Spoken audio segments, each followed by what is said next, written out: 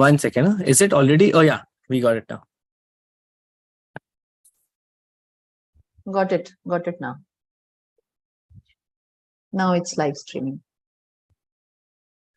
Just 1 second. I'll go to YouTube and check the audio and everything. I hope it's being recorded on the cloud.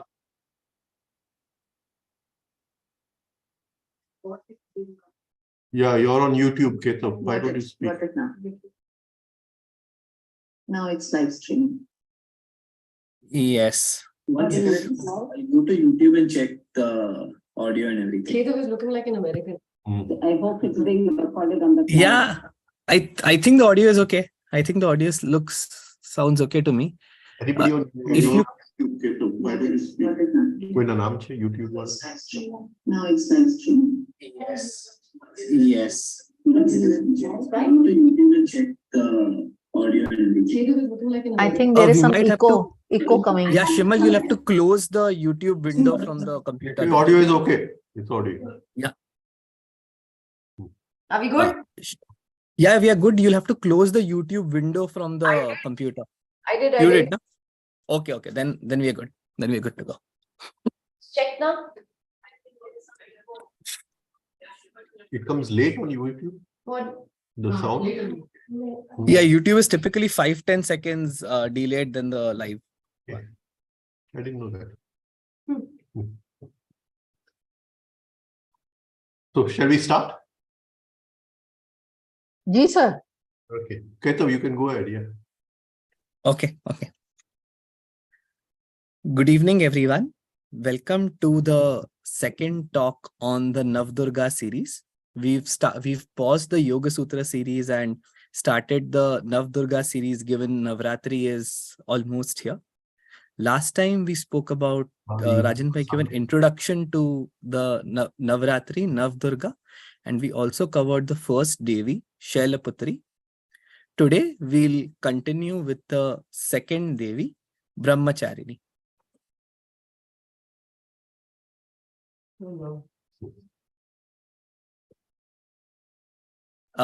We will follow a similar format like last time.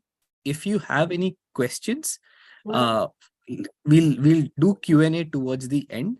If you have some questions that you think will be important if they are answered while we are doing the talk, please leave them on comments and Rajan Bhai will answer them in the middle. Otherwise, we'll keep all Q&A towards the end. Sounds okay. Yeah. Okay, you can start. Okay. The second Navratri is ruled by Devi Brahmacharini. Say it loudly. Your voice is coming too soft. Yeah. The second Navratri is ruled by the Devi Brahmacharini. She is the Devi of compassion, peace, prosperity, and happiness. Okay, so we did the first Devi on the first day, and we talked about that there is a certain, quality in the atmospheric prana, and that quality can be invoked. And we talked about that invocation last time. Now, these qualities are of 9 different kinds. The first we saw as Shailaputri. Shailaputri means daughter of the mountain. And we saw the mountain, it symbolizes steadiness. It symbolizes the height, that she was born at a certain higher level of being. And it tells us that it is the beginning of a new cycle, a fresh cycle. And now the second part of the cycle, the second day. So the first day we invoke the qualities of Shailaputri, which we talked about next time.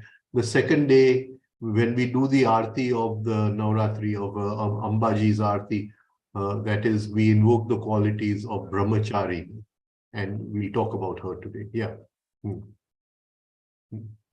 She wears white clothes and has a serene, prashant, calm or sthir and graceful, garima purna appearance. I've just written the Hindi Gujarati for my reference. You can just talk in the English only. Okay. She Because I'm grants taking this in knowledge. Gujarati again. That's why She grants knowledge, wisdom, Please talk and louder, one Ketan. pointed. Your voice is very soft. The volume is very soft. Okay. Hmm. Are you, sorry, Hemaji, are you also, do you have Sir, a voice, no, Keta, voice is okay. Sir, maybe your end volume has to be increased. Shimal, the speaker? speaker, Yeah. No, is it anything to do with the speaker? because I can hear Keta loud and clear, sir. Shimal, can you? Yeah, yeah. Okay. If you could just increase the volume of the I speaker. increase the Yeah. volume. I increase the volume. Yeah. Hmm. Okay. Okay. Right. Now it's coming. Yeah. Yeah. Yeah.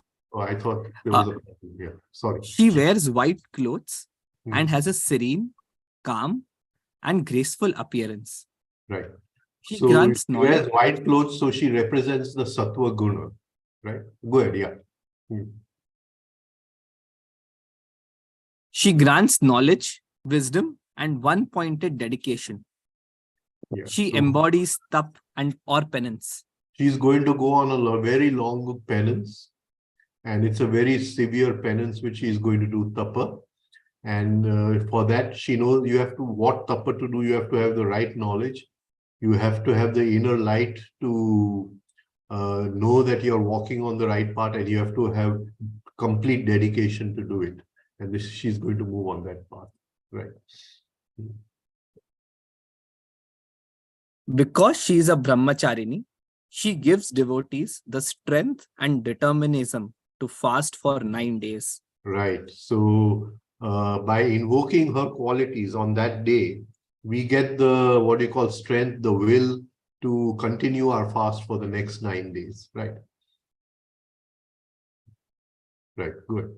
Now we get into the story of the underlying story of Shailputri. When Shailputri grew up, the sage Narad visited her.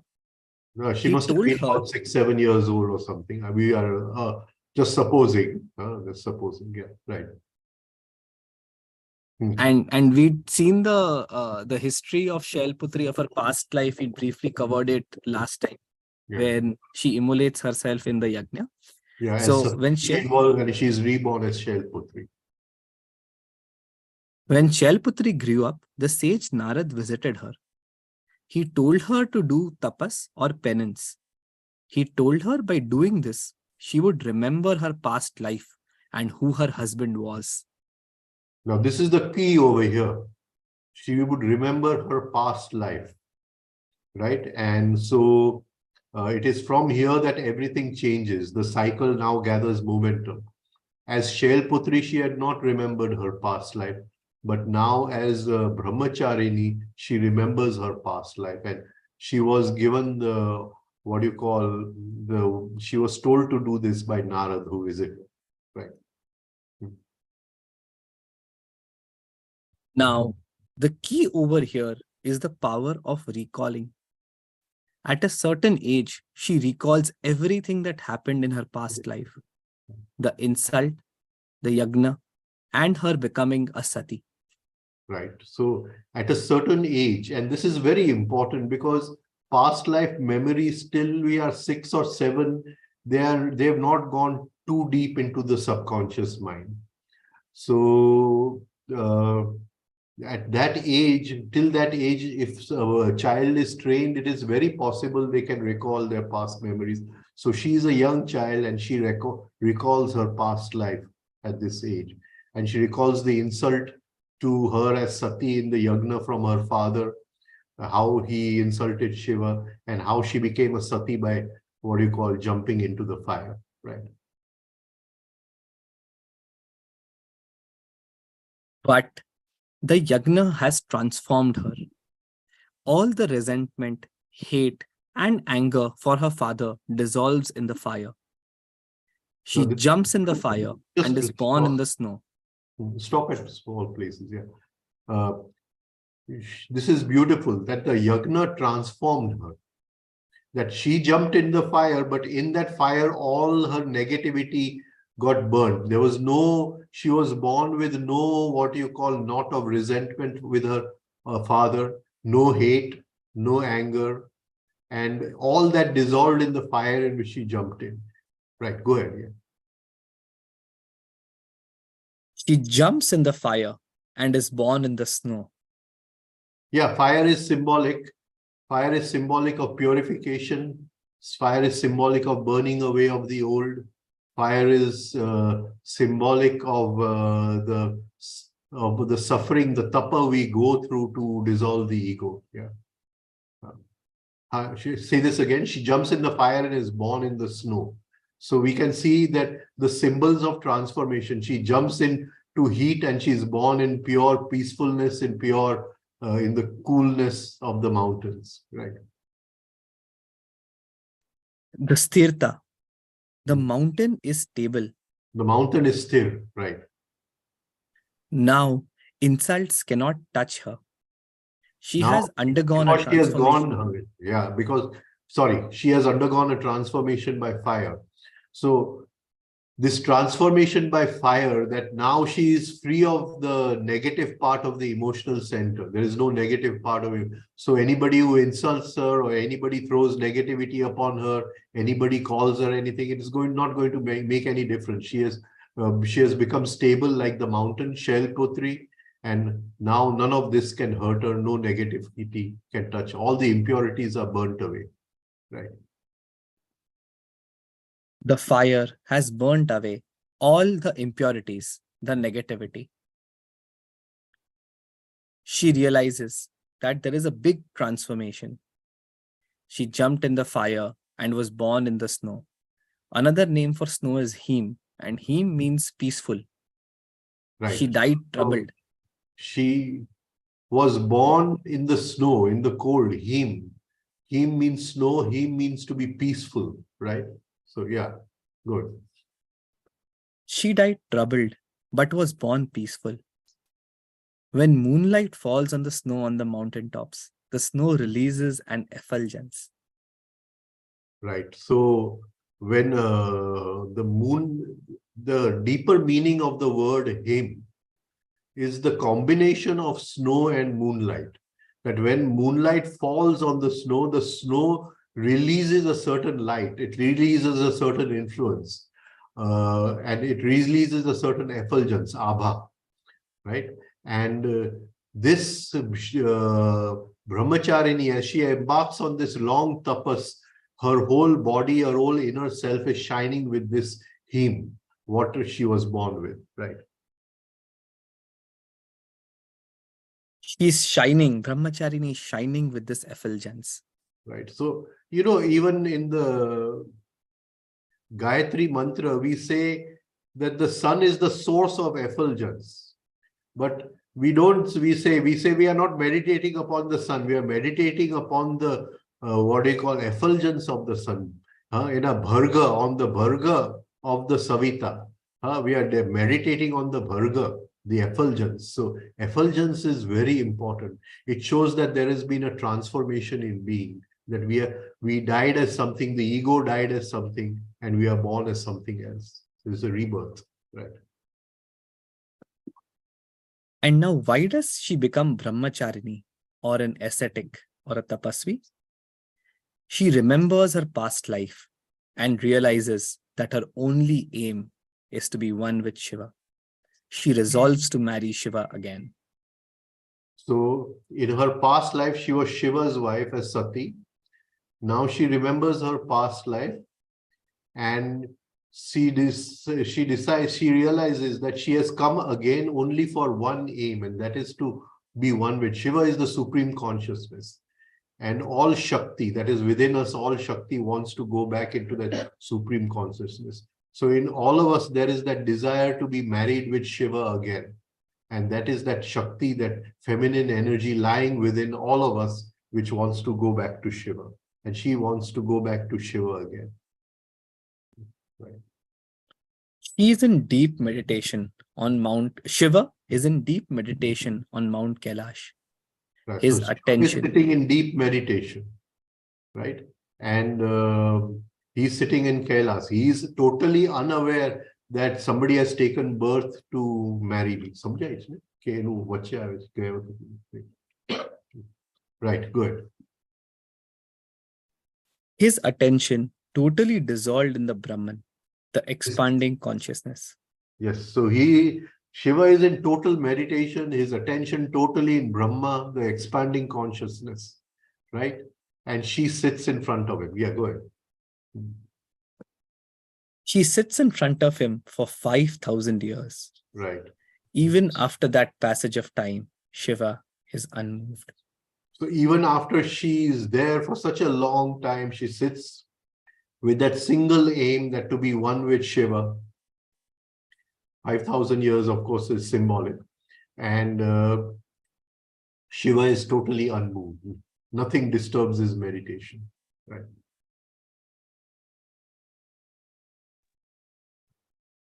Yeah, About the same time, a demon called Tarkasur started creating havoc in the three worlds. So the the same time she was sitting in meditation, there was a demon, an asur, called Tarakasur. And Tarakasur, who was creating havoc in the three worlds. He was doing vinash everywhere. And his Tarakasur had one aim, is to conquer Swarlok, Swaha, where the gods live. So he wanted to capture all consciousness. He wanted to capture everything. So the gods went to Brahma, who said, only the son of Shiva and Parvati will be able to kill this Asur. So all the devas, they went to Brahma. And Brahma said that only the son of Shiva and Parvati will be able to kill this Asur. So now the problem was that Shiva was in deep meditation. Here, Shailaputri as Brahmacharini is sitting in front of him, waiting for him to look at her, but he is not looking at her. 5,000 years have passed. And the gods now don't know what to do. They're in a kind of turmoil. Yeah, go ahead. Tarkasur is that Tarakasur. negative entity. Tarakasur. Tarakasur is that negative entity which destroys mukti, the chief feature. So in all of us, there's a chief weakness, right? Tarak means to cross the river. Tarak means to go across from this side to that side. So when we cross over the river of life and enter into the higher consciousness, Tarak, we are called Tarak, the one who has crossed over the river. So Tarakasur he's waiting. When people are just on the verge of coming to the other side, he's waiting over there and he pushes them back. And that is what Gurdjieff calls as our chief feature, the chief weakness, that where we are on the point of enlightenment, where we are on the point of receiving all the fruits of our efforts and tapas and everything, and suddenly this demon comes there and throws us back into darkness. Of course, that darkness is the dark night of the soul, which will come later. But he throws us into that darkness, and that demon which is sitting in all of us, that asur which is sitting in all of us, is Tarakasur. Tarakasur means the demon of salvation. And he represents those factors which hinder real progress in both material and spiritual terms. Right. The demon personifies our selfish delusions of what we think is in our own self-interest, but is actually not. Even in material terms. So, and this many people experience in their life, that they are about to get a good job and suddenly something happens and they lose the job. They are about to make a lot of money and suddenly, so even in material terms, there is something within us which at times comes and hinders this thing. And that is our chief weakness, our chief feature, which is called as Tarakasur. Right? But here, Parvati as Brahmacharini was in meditation for 5,000 years, but there was no response from Shiva. Right, go ahead. Yeah. All the devatas started planning on how to bring Shiva and Parvati together. So now they had to bring Shiva and Parvati together because only their son could, kill this demon. And here, this is very important. If we could take this in Tauriya Sahib's language, that we can only kill what do you call, chief feature under the guidance of the inner divine fragment. Under the guidance of Shiva, the inner Shiva can only guide us to kill the divine, the chief feature, the last weakness which all of us have before enlightenment. Right. They gave the responsibility to Kamdev. Kamdev decided to do this for the sake of Mother Parvati.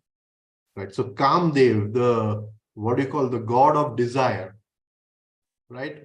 The god of what do you call, excitement, the god of sex, right? So they decide if desire is created in Shiva, then he will see Parvati, he will see Brahmacharini, Parvati as Brahmacharini, and he will marry her, and that will be the end of our problems. So they give the responsibility to Kamdev that you break his meditation somehow. He looks upon what do you call, Brahmacharini, and then our work is done. Kamdev took the blessings of all the devas and reached the spot where Shiva was doing penance. Right. He reached where Shiva was doing penance, Kamdev. It's a beautiful story, but I have not gone into that story of the different arrows which Kamdev sends. We'll take that some other day. Yeah. He tried many ways to break Shiva's tapasya, but they all failed. He tried to disturb Shiva, but everything failed. Kamdev, then seeing that none of his tricks were working, decided to use his flower weapon, Pushpaban. Now his most powerful weapon was the weapon of flowers, right? And you know, so many people, you win their heart through flowers only, right? So what do you call, he decides to use the flower weapon. Now the flower, you see the softness of the flower, the scent of the flower, and the flower itself is the desire to bring new seeds. So it is the personification of karma, the flower, right? Shiva's tapasya was broken. Shiva's tapasya was broken. Yeah. Seeing the efforts of thousands of years wasted, Shiva was full of anger. And he was full of anger because thousands of years of his sitting there at Kailas was all wasted in one arrow of Kamdev. Good. Opened his third eye, and Kamdev could not save himself from the powerful ray which came from there. And his third eye opened, right? And the ray which came out burnt Kamdev completely. And sorry, go ahead, yeah. In less than a moment, he was reduced to ashes. So Kamdev was reduced to ashes. Kamdev was reduced to ashes. And when Shiva opened his eyes, even though he had burnt Kamdev, he saw Parvati sitting over there. At least he burnt Kamdev, but at least when he opened his eyes, he saw that Parvati had been sitting there for 5,000 years. She had been sitting as Brahmacharini. So he saw her sitting over there. Yeah. Even though Shiva goes back to his severe austerities, Ghor Tapasya, but he ignores that.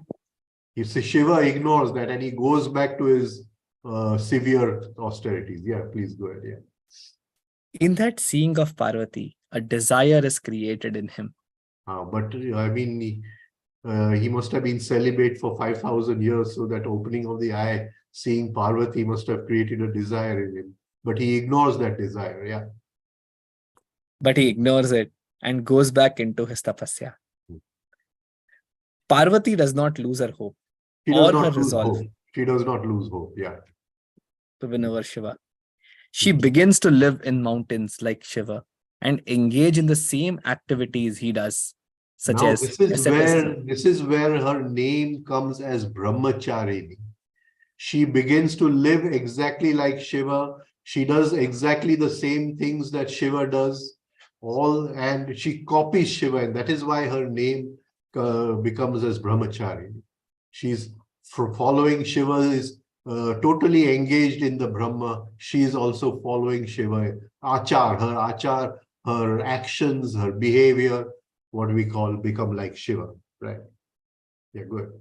And it is this aspect of Parvati that is deemed to be that of goddess Brahmacharini.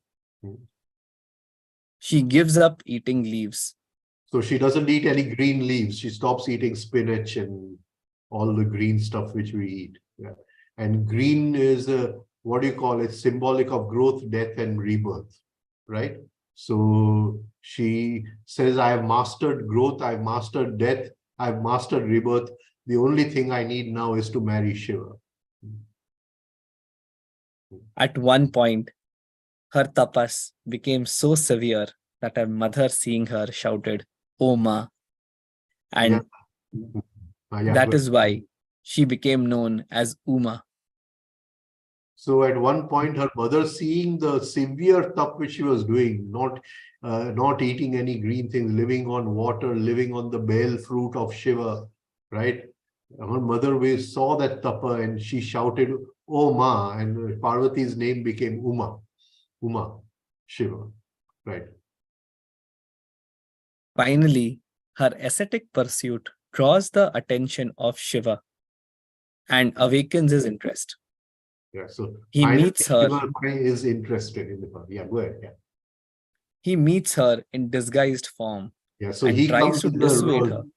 He comes in the role of a sadhu. He comes in the role of a brahmacharin, right? It tries to dissuade her by talking about Shiva's weaknesses and that he lives in the smashan. He's full of ash. He, what do you call, lives with all the ghosts and everything. How can you marry such a person, right? Parvati refuses to listen and insists in her resolve. And she insists that I want to marry him. Yeah. During this time, You can the let demon, let this paragraph go. Let this paragraph go. Shiva, at last visits Parvati in disguise of a brahmachari. So then he comes to Parvati in the disguise of a brahmachari. He has come as a disguise. And then he gives her all kinds of negative things about Shiva. She does not listen.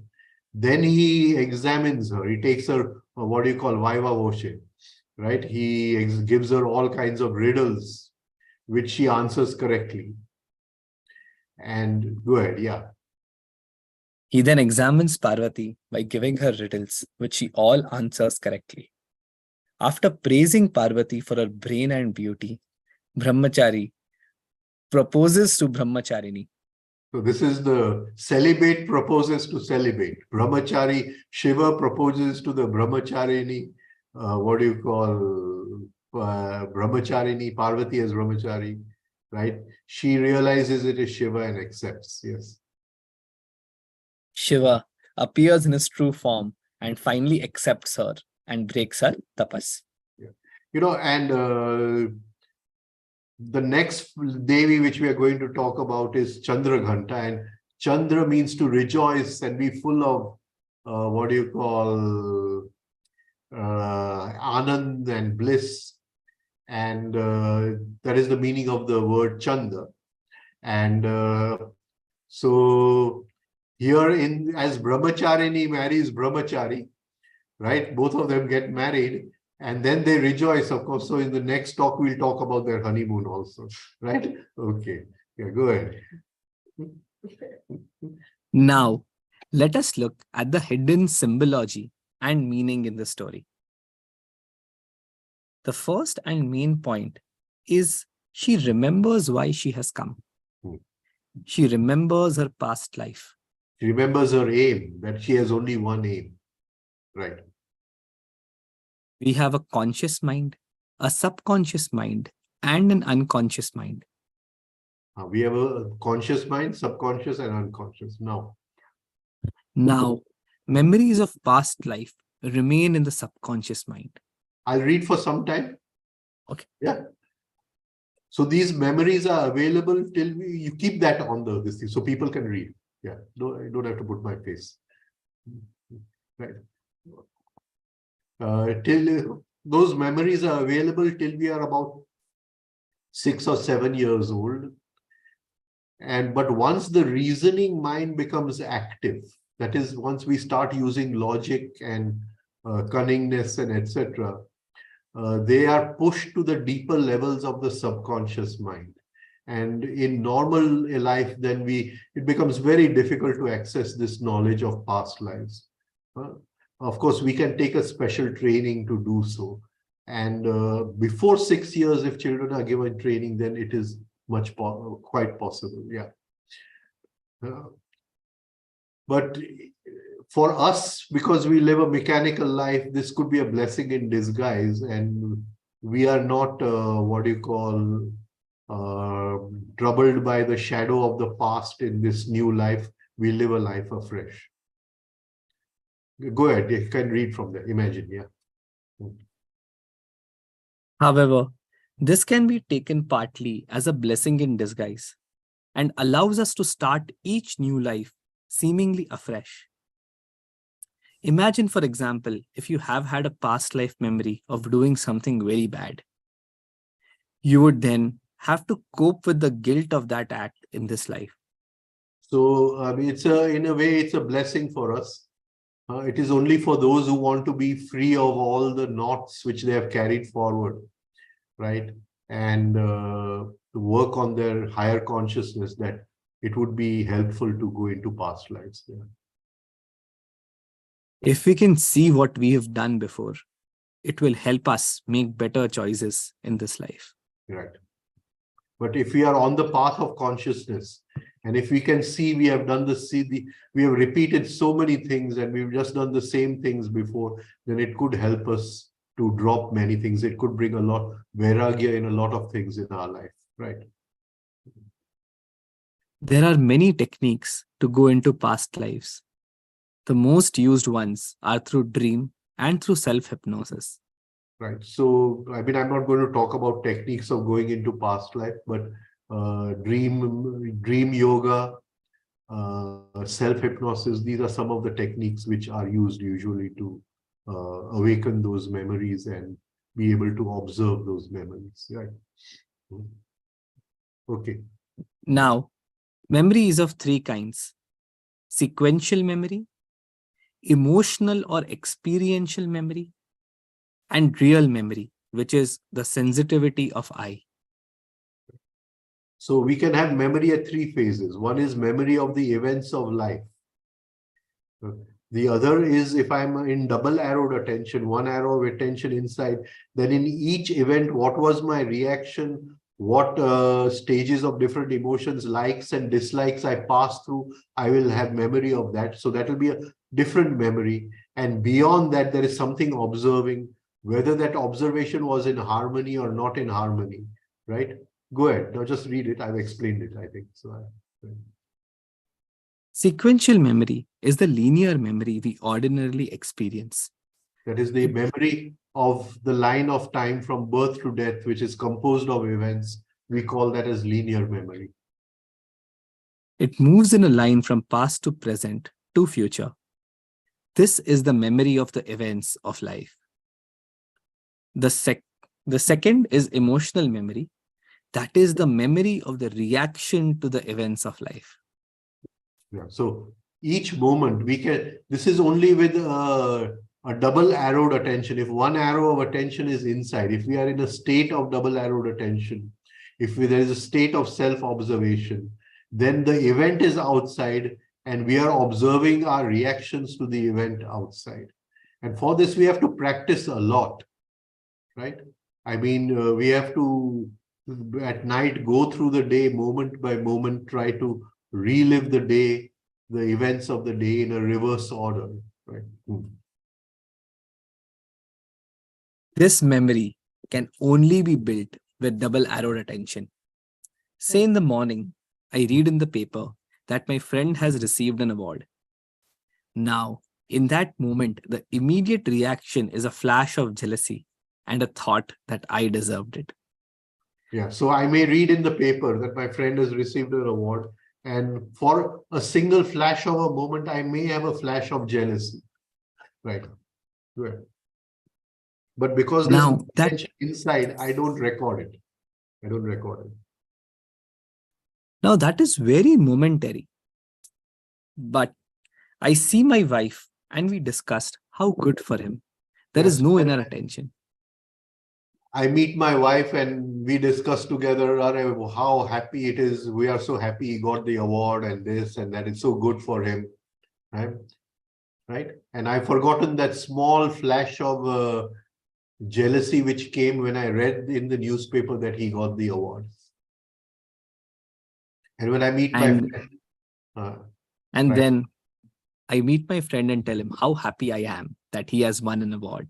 And I also live in the illusion that I'm definitely very happy that he's the one. Of course, I am happy, but there was that flash of jealousy, right? Now, if I had 2 arrows of attention, then just as I registered the memory of the newspaper, I will register the memory of my reaction. Right. So the memory of what I read in the newspaper is linear time. That is the memory of what is the event of life. But the memory of my reaction will only come if there's 1 arrow of attention inside. We have no inner attention, so no real emotional memory. We don't remember.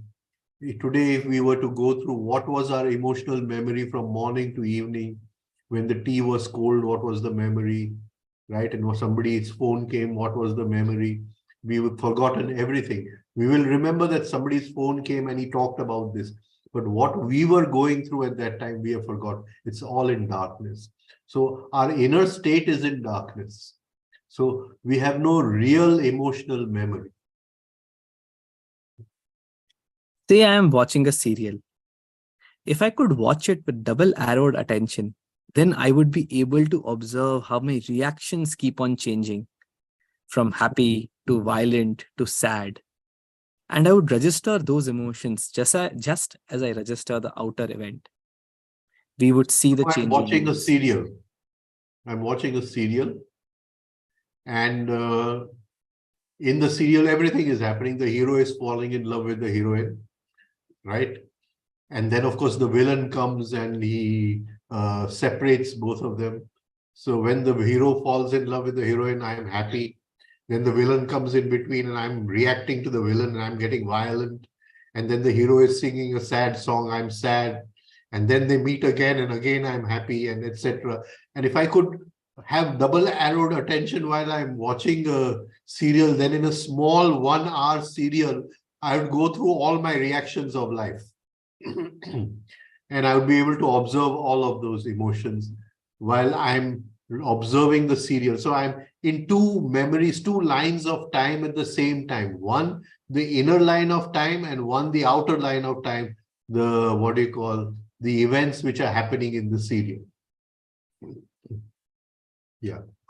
Sequential So memory. like he said, we would see our changing moods. Yeah. Sequential memory brings perfection, but emotional memory opens intelligence or vivek. Now, sequential memory. See, if I've seen something 10 times, it brings a certain perfection in that event, right? I'll do it better. But emotional memory opens a kind of inner discrimination capacity. So after I've seen the serial, I may have a total emotion about that serial. This all of us have. I mean, even in our mechanical life, we have it. So if somebody brings a similar serial, I'll say, I already know what's happening. There's no sequential memory of that serial. I've not seen that serial. But emotionally, I know that there is no point in seeing that serial. This is the beginning of vivek, the inner discrimination capacity. That comes with emotional memory. It does not come with sequential memory, right? All experiential memory lies in the muscles and affects the nerves which pass through the muscles. Right. So now I'm watching this serial and the villain comes and separates the hero and heroine in the movie or serial. And I feel this, this hatred towards that villain. So, and that is being registered in my muscles as a knot, right? Now, the minute I feel happy that the hero and heroine have met again and live happily ever after, whatever, right? Then my muscles relax again. And again, that is registered in the... So everything that I'm passing through in the serial, every moment in the tension and relaxation of my muscles, I am registering it. I'm registering it. And this is very important because spirituality, a major part of our spiritual awakening is working with the muscles. Working with the muscles. Everything lies in the muscles. And that is why Tawariya Sahib's exercise of tensing and relaxing the muscles, it brings on so much of importance, so much of it. But that is the KG class. We're just starting to work with the muscles. Right. Before we go to do something, it tells us the emotion But just connected with that. read that all experiential memory. Read. All experiential memory lies in the muscles and All affects the experience nerves which pass. and affects the nerves which pass through the muscles. It presses on the nerves, right? It blocks the electricity flowing through the nerves, right? Go And ahead. before we go to do something, it tells us the emotion connected with that. So this is the beauty of emotional intelligence. It tells us beforehand that whether it's a kind of intuition. It tells us beforehand whether it is worth doing this or not doing this. That the inner emotional intelligence which we have developed. Right, go ahead. Now, behind the emotional reaction is the I. Is the I which is experiencing all this. And if we can have a sensitivity of the I, so then we are living in three planes at the same time. We are living on the outer plane of sequential memory of events. We are living on the inner plane of our change in likes and dislikes and good and bad all the time. And we are living on the we are sensing the person who is experiencing all this. There's an inner sensitivity of that I, right? So we are living on three planes at the same time, right? Good. Now, behind the emotional reaction is the I. As long as there is a reaction, there can be no sensitivity of the I. So as long as we keep reacting in life, right, to everything, then as long as there's no pause, there's no introduction of consciousness, right, then there can be no sensitivity of the I which is experiencing. And there will always be a feeling of I which comes from something false. Maybe money, maybe power, whatever. Right, go ahead. But once the inner emotions and thoughts have calmed down, we get a sensitivity of the I. The sensitivity of real I does not change, but it has a kind of harmony, disharmony, according to its relationship with the event and its reaction. Now, this is something which we must experience, is that as we calm the chitta, yoga chitta vritti nirodha, as we calm the chitta, right, then we get a sensitivity of the I behind the chitta. Tada drashtuhu swarupe avasthanam. Then we get a sensitivity of the real I behind the chitta.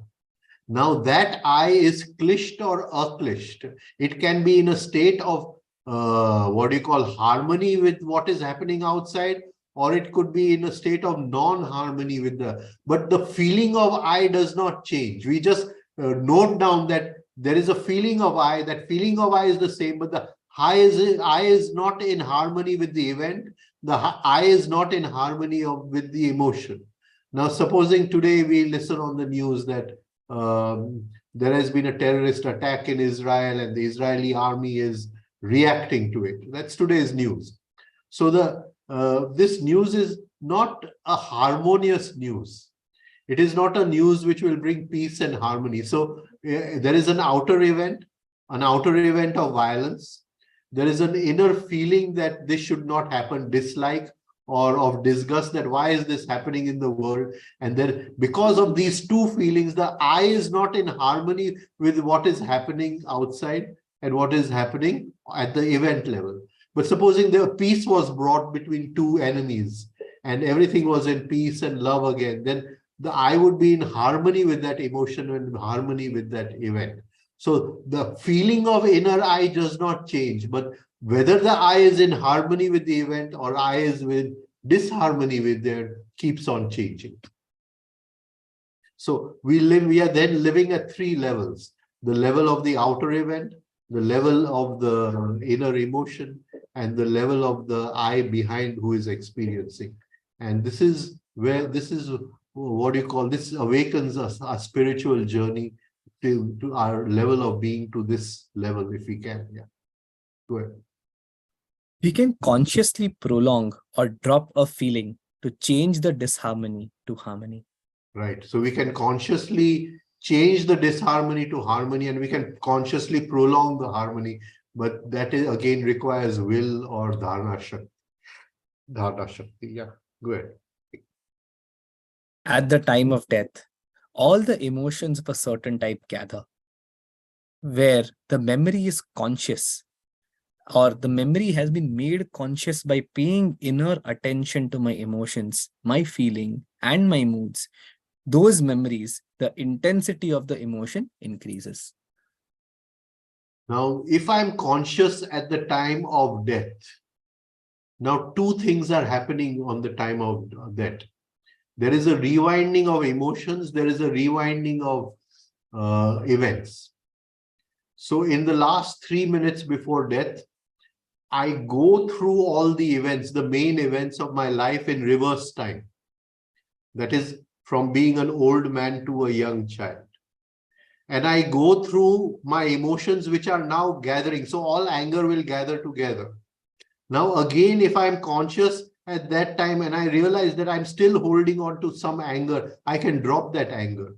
If I'm still holding on to some, what do you call, revenge with somebody, want to give it back to somebody, I can drop it at the, I don't want to carry this with me. And I can change the quality of the emotions which I want to carry.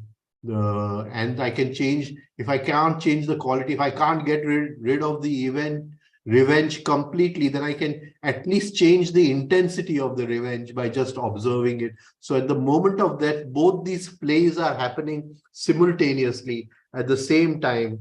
And if there's sensitivity of I, then we can do a lot of work in that last few moments before death, those few minutes before death. Right. So those with ras and those with attention increase in intensity. So those emotional memories which have a ras associated with it or attention increase in intensity. Ras I will take in a kind of interest. So the feeling of taking revenge keeps on coming back to me. So there's a kind of taste in it. There's a kind of good taste. I want to, if I can take revenge, then I've eaten a sweet meat, I've eaten the best halwa or something, right? So there's a kind of what you call interest in taking that revenge. And that is why those emotions with those high intensity, high attention, high rasa, they are carried forward. Emotions with low intensity just die out at the moment of death. So I want to change that intensity at the moment of death. And please, we have talked about this before, that Mr. Tawaria calls resultant intensity as Kundalini Shakti. So if there's an intensity in the emotion of revenge, I change that, then that intensity becomes available as consciousness, as Kundalini Shakti, right?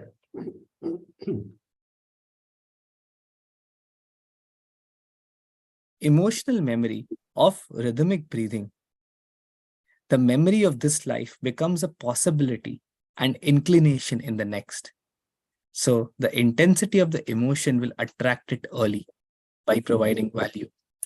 Now, if I have practiced rhythmic breathing with a value of it, that I have an intense value of this rhythmic breathing, with an intense emotion, with proper attention, then it goes into my essence, that rhythmic breathing. and that is carried forward as a pattern. And that attracts rhythmic breathing very early. Like we saw Shailaputri remembered her past life very early as Brahmacharini. The very intensity of the pattern will attract rhythmic breathing in my next life at a very early stage. But that depends on which emotions I am carrying, how I value what I'm doing, how I value. So Mr. Tavaria used to put a lot of value upon value, right? A lot of value on value. Time is not just a line, but a solid building. If in our life it's only sequential, then we are on the same.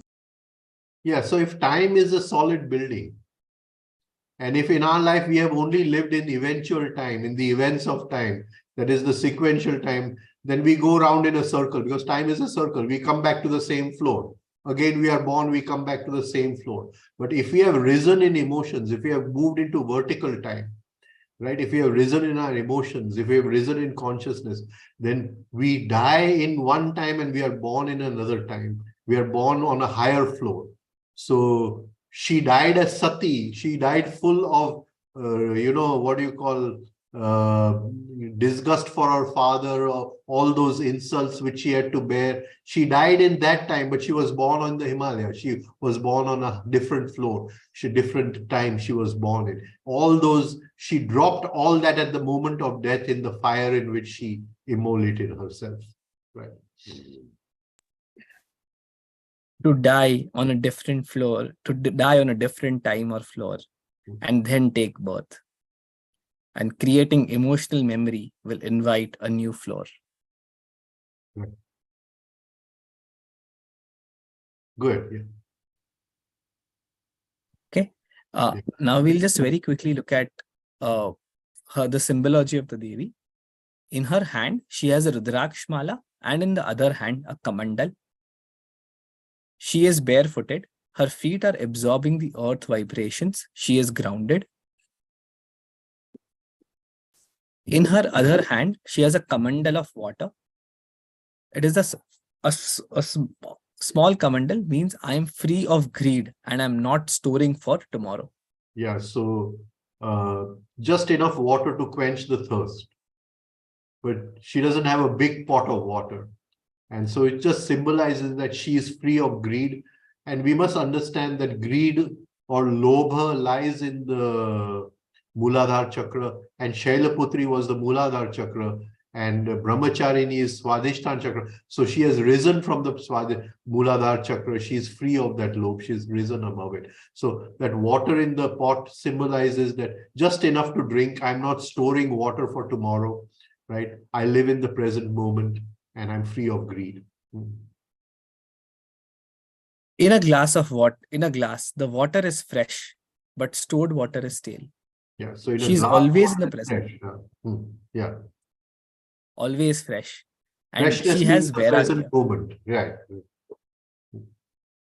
Her thirst is quenched in a small amount of water. She has won against desire. She has won against desire. Now, desire is in the Swadhisthana chakra. So she's saying there is no desire to store water. I don't want to put money in the bank for tomorrow. I just need enough for today. And for tomorrow, she drops the desire for continuation tomorrow. And that is the, what do you call, the essence of vairagya. Essence of vairagya, right? Water in a kamandal represents Amrit, the elixir of life. Right. And thus is a symbol of fertility, life, and wealth. Yeah, the fresh water, it comes from the, what do you call, Gaumukh, from the Ganges. And Gaumukh is the Jupiter on earth, Mr. Tavaria used to say, where the vibrations are highest. So the water which comes from Gaumukh is Amrit, the elixir of life. And it gives us wealth in life, it gives us prosperity, fertility. Yes, a deeper meaning is the third force, the fulfiller of desire. Yes. Now there are three forces in life: the active force, the passive force, the neutralizing force. The third force is called the neutralizing force. The active force is the first force. The passive force is the second force. I won't go much into the forces, but I desire something is active force. Obstacles come to that desire is passive force. The third force will decide whether, if the third force goes in the favor of my obstacles, then my desire, I will not be able to fulfill my desire. If the third force comes in the favor of my desire, I will overcome the obstacles and fulfill my desire. So, she has the water in the Kamandal. The water represents Saraswati. Now, Ganga is the first force. Yamuna is the second force. And Saraswati is the third force. So Saraswati is that which grants our desires. If Saraswati comes in favor of, she comes in my team, then I will win the match. But if Saraswati goes in Pakistan's team, then I lose the match. Right? Vidya. Vidya.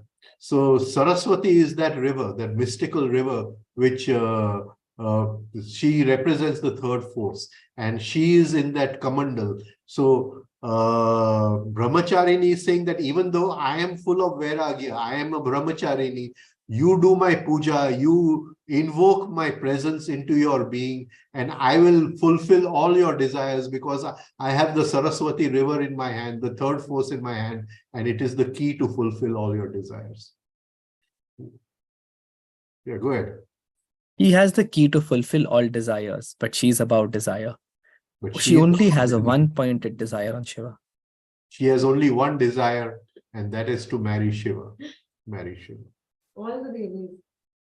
The Kamandal is made from pumpkin. The seeds and the pulp are removed.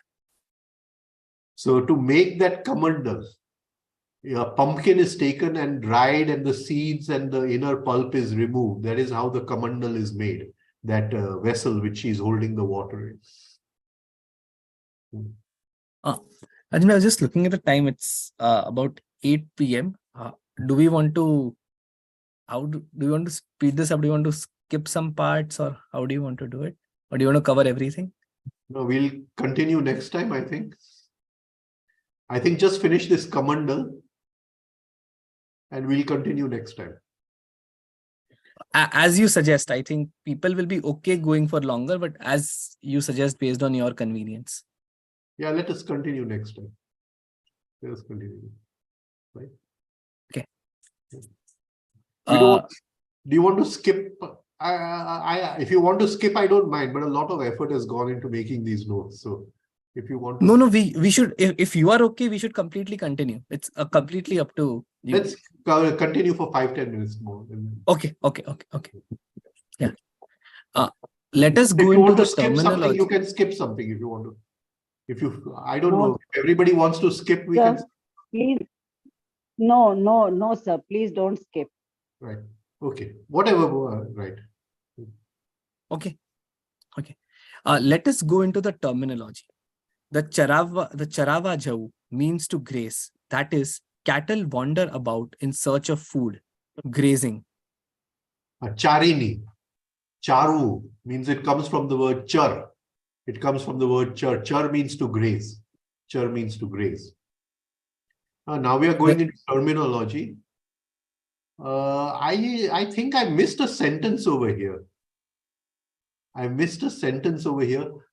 removing of the seeds and the pulp, it symbolizes the removing of the ego, and what remains is the essence. I've forgotten to write that point over here. Somehow I've forgotten to write that point. So later we can just add it on later. Well, before circulating the notes, we'll add the point. Yeah. The circulating point, we'll add the point. So Charini, if you go into the terminology of the word Charini, so char means to graze. So cattle grazes. So in Gujarati we say charwa jai che. So, but when she's grazing, we must understand that there is an aim. Even though she's roaming everywhere in search of grass, the aim is that she wants to find food. Now there is ordinary food and there is higher food, right? So here we are not talking about ordinary food, but she's grazing for a higher food. And that higher food is to make her one with Shiva. Right. The aim for grazing is to find food. Food, The right. deeper meaning is that being inspired by Brahman and the Vedas to go wandering in search of the food of understanding. Now, the deeper meaning of the word char is to be inspired, that is, by or encouraged by Brahman and the Vedas, and to go wandering in search of the Ketal, just let me interrupt here. I think this Vatsalaji is unmute. No, I think Deepak was saying something. Yes, I was just saying that the kamandal made from the thing pumpkin, kaddu, Saab, you do not touch upon that. And I think the kamandal, what is it? I think is important to aapne chhod diya. That was one request. And the other one, can we just continue till we finish this? If you can, sir. Somebody is unmute. You can check on the participants, Rajan. You can see which person is unmuted. It will show. No, If they are no one is unmute. No. no, Achha. So he wants me to touch on the pumpkin part, right? The pumpkin represents the soul, and the soul is what you call, we have to, what Mr. Tauria calls empty the boat, like Buddha says, empty the boat. We have to remove all the part inside, and that is represents the ego, the false personality, all our desires, right? And we remove that, and then what remains is pure emptiness, or the pure Brahman. So the Kamandal represents the pure Brahman, the expanding consciousness, right? Okay. So we saw Brahmacharini is that which is being inspired by Brahman and Vedas to go wandering in search of food. So the deeper meaning of the word char is to be inspired by Brahman and the Vedas.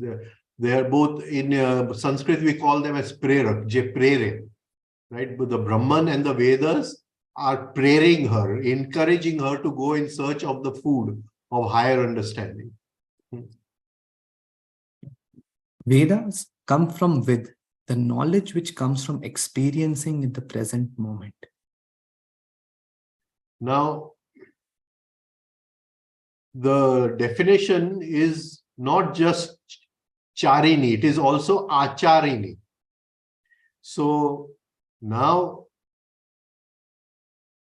in just roaming for food is one thing, but roaming for food with a single aim is acharini. So charini would be roaming for food, but also acharini means roaming for food with one aim, and she has the single aim of marrying Shiva. So that is how both these words come in, right? And then she's in. So we saw Brahman, and she also she is inspired by the Veda. What Veda comes from now? He'll explain what Veda comes from. Ved comes from Vid, the knowledge which comes from experiencing in the present moment. The word Veda comes from the word Vid. Vid means to experience in the present moment. Right? Okay, now go ahead. So now just remember, she is roaming, she is grazing. Why? Who has inspired to graze? The Vedas and Brahma have inspired her to graze. And what is she grazing for? She's not just grazing for food, but she's grazing for food with a single aim, right? And now to the word Brahma. Brahma means je vruddhi pame te Brahma. That which grows and matures at the same time. Now the word Vruddha, we call an old man in India as Vruddha. Vruddha means vru. Brahma comes from the word vru. Vru means to grow, but not just to grow, but to grow and mature at the same time. એટલે in Hindi we say प्रौढ़ होता है, पुख्त होता है, परिपक्व होता है. So but Brahma is that which is expanding and that is maturing, expanding, growing, but at the same time its intelligence is increasing. It is maturing in that sense. That is the meaning of the word Brahma. Je vruddhi pame te Brahma. Now, supposing we forget spirituality and we take this in reference to a civilization. So supposing we take our civilization. So our civilization began in the bullock cart age. And from there it has grown and matured till we are in the supersonic age. Now we are talking about building colonies on the moon, right? So India says now this part of the moon belongs to us, right? So from that bullock cart age to, so we can see the application of Brahma in the outer events of life also, that the civilization has matured, intelligence has grown, science has grown, everything has grown. This growth is called as Brahma. Yeah, go ahead. Body ages and the mind matures through experience and understanding at the same time. Yeah, so the body ages, the vrud in the body becomes old, and the vrud in the mind, it becomes young. It becomes experienced and understanding through experience. Understanding is food for the mind and soul.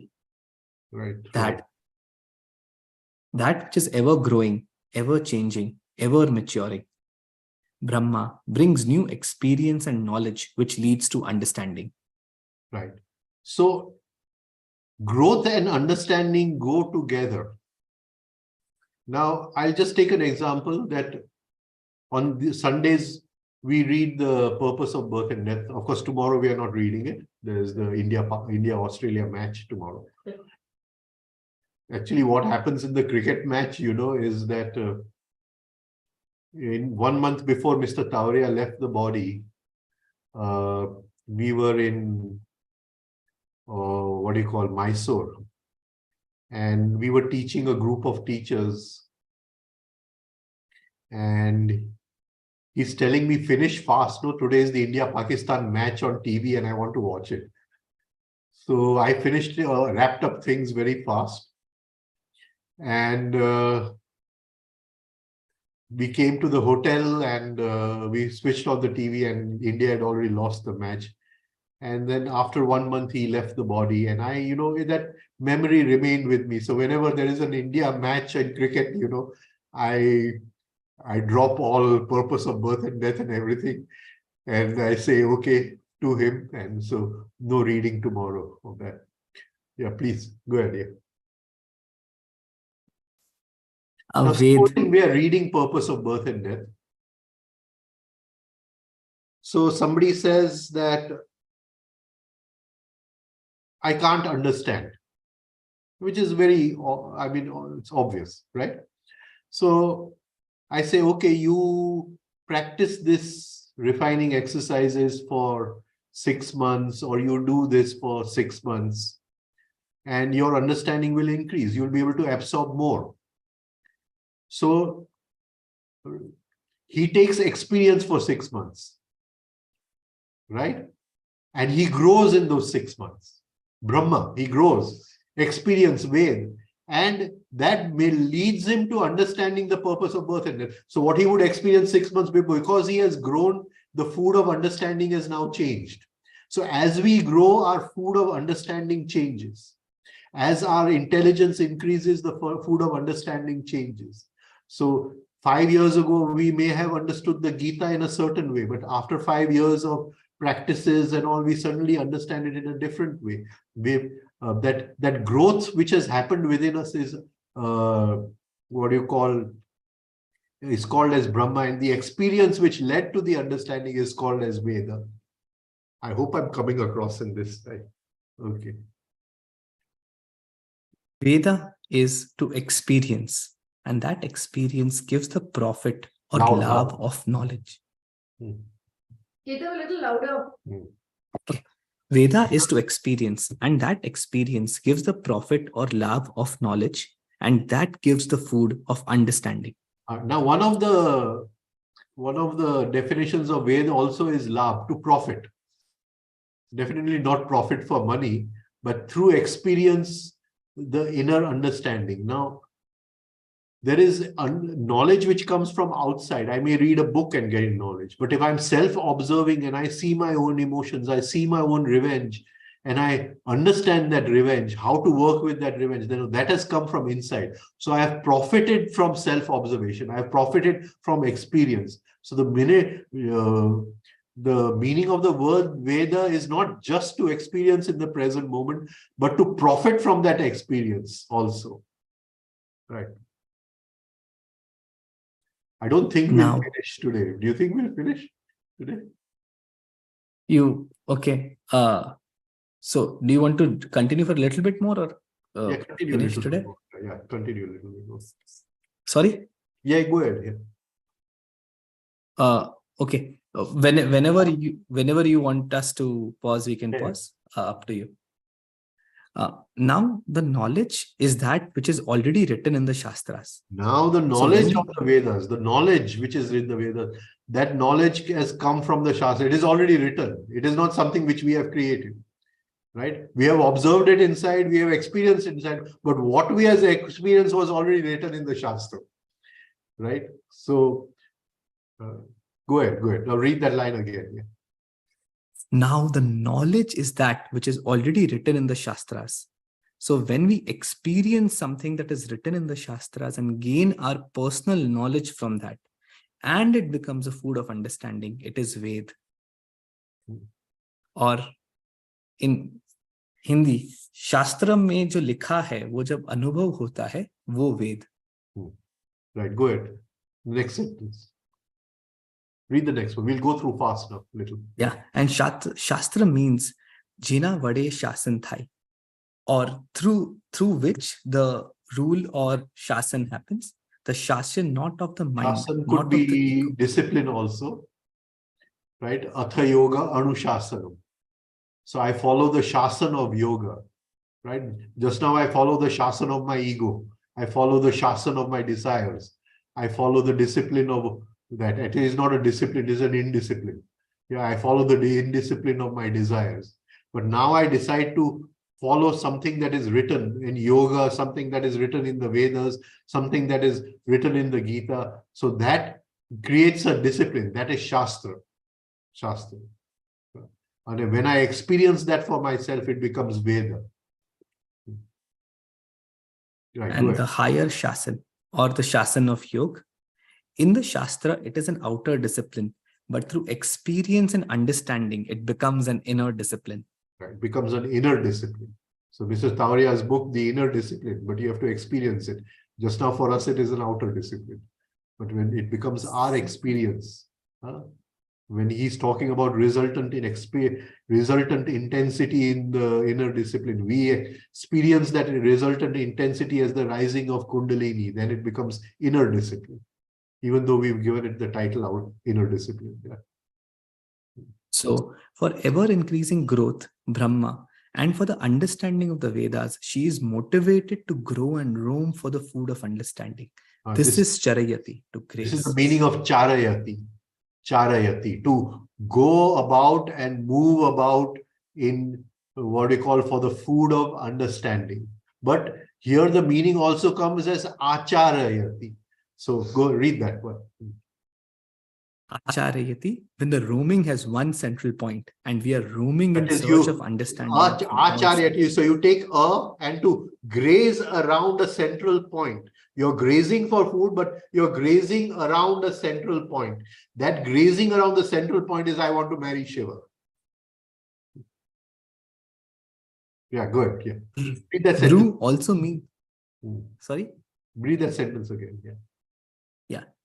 But Acharyati, when the roaming has one central point and we are roaming in search of understanding from all sides of that central point, then it is Acharyati, the central point being she wants to marry Shiva, the supreme consciousness.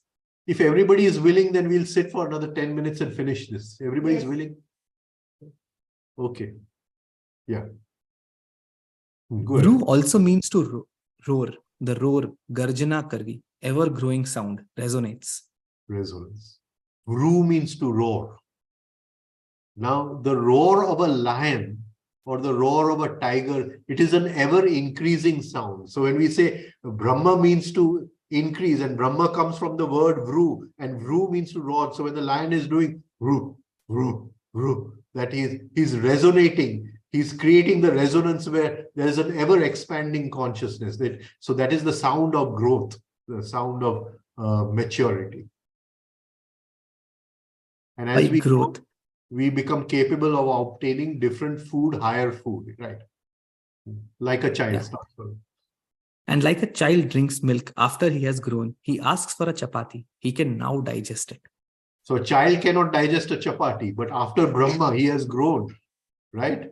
And he becomes ready, he can then digest a chapati. He'll say, I don't want to drink milk any longer. I want a chapati now, right?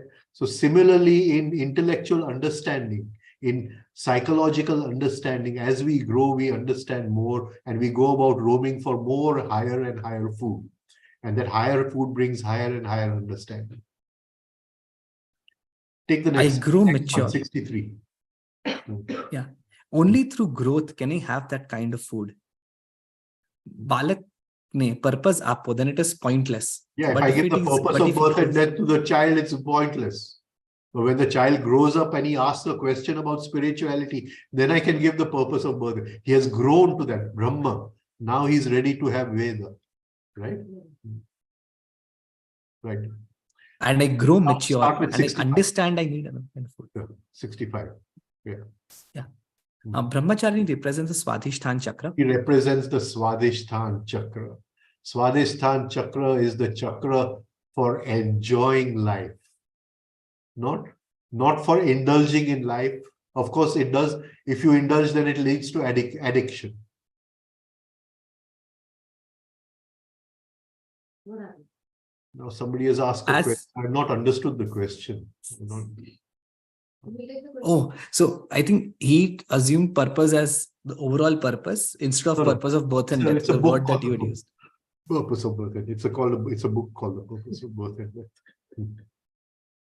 As we have seen, the first chakra Mooladhara depicts that we are rooted in life, but life is universal. It has no individuality. In the second chakra, the individual self expresses itself. Right. So in Mooladhara chakra, there is universal. Shailputri, as a child, everything that happens to a young child happens to her. There is no real individuality as such. In the second chakra, Swadhisthana means the resting place of the I. Resting place of the I. So the resting place of the self. Right? So suddenly now the self asserts itself. I want to marry Shiva. The self is asserting itself. So she is expressing her individual desire, her individual self. Right. Good. And we know she remembered her past lives and realized her aim for taking birth. Yeah. Good. When we take her name, then we realize that this process must be gone through before the sex energy expresses itself. So that around is 14, 15, the sex energy expresses itself. And if we want to go into our past lives, it is better to work upon it before that. Once we become a victim of sex energy, or we've become a victim of excitement, then we are looking for more excitement in life. And there is no very difficult to go back into those past lives. Right. That's 70. There is a natural 70. Yeah. Yeah. There's a natural Kundalini cycle. The element associated with the first chakra Mooladhara was Prithvi, the happiness of birth. So now this now dissolves into Swadhisthana, into water, expanding and mingling in relationships. It is here that we learn the art of dissolving the ego. So Mooladhara is the Prithvi Tattva, steadiness, happiness. So there's the happiness of birth.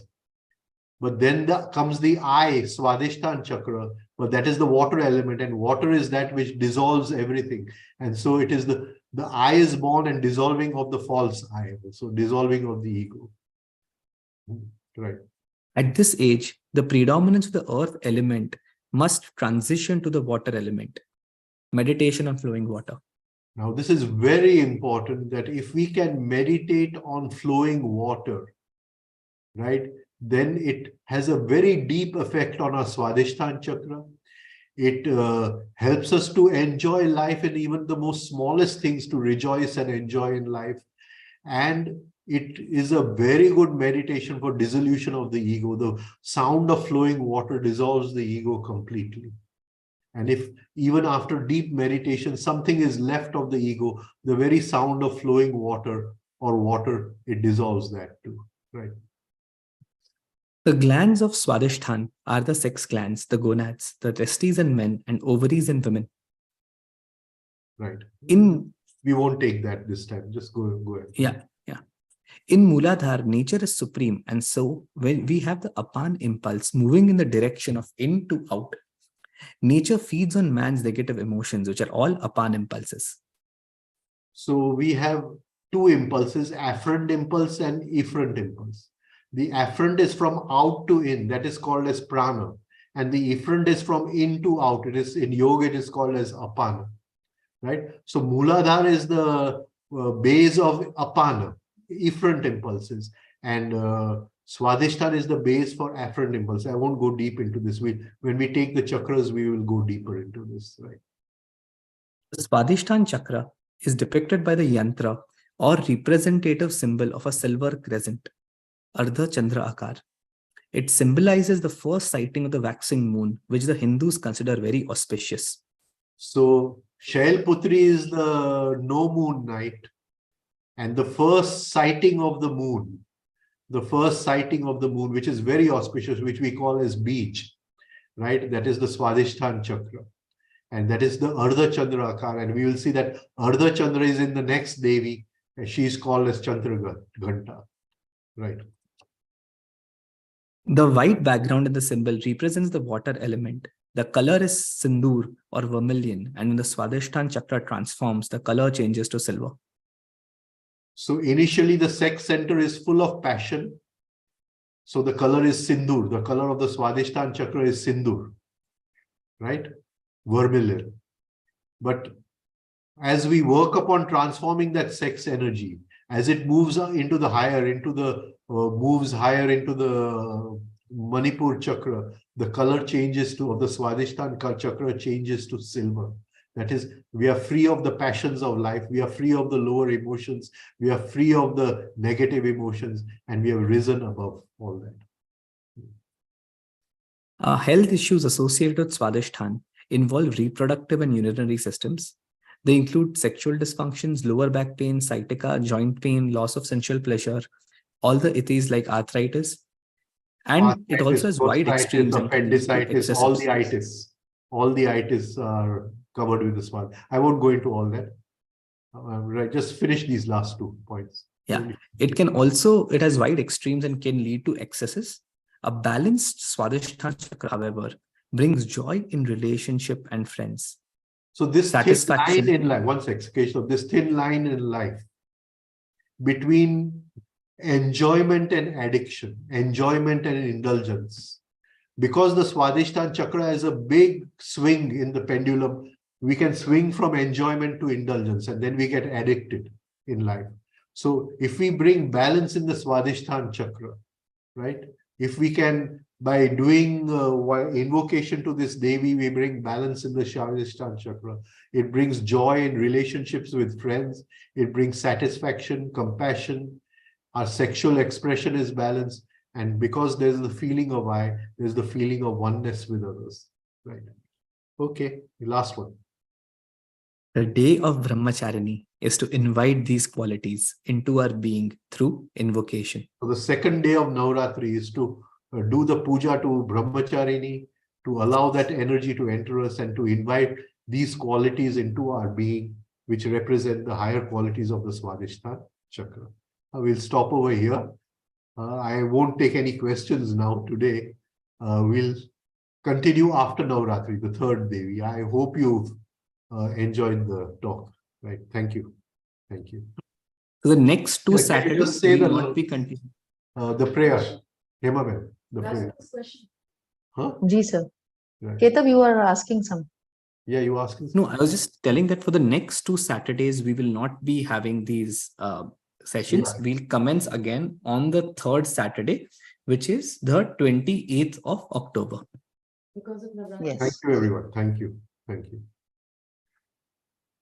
Hemaji, over to you for the prayer. Om Sahana Vavatu Sahanau Bhunaktu Sahaviryam Karavavahai Tejasvinavadhitamastu Ma Vidvishavahai. Om Shanti Shanti Shanti.